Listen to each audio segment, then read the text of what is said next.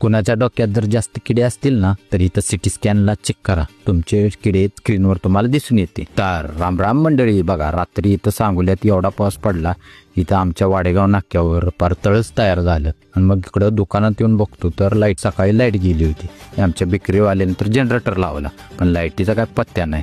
मग म्हणलं चला गावात एक फेरी मारून यावं।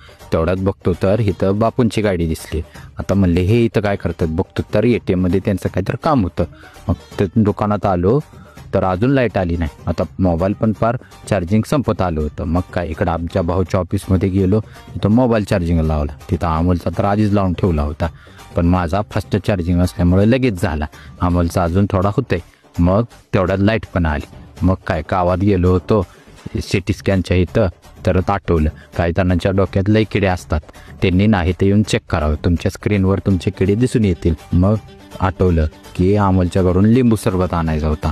मग गेलो मीच स्वतः आणि आल्यावर टेस्ट पण केला, 1 नंबर झाला होता लिंबू सरबत। मग काय आजचा दिवस असाच गेला। फॉलो करा, आपण भेटू पुढच्या ब्लॉगमध्ये। राम राम।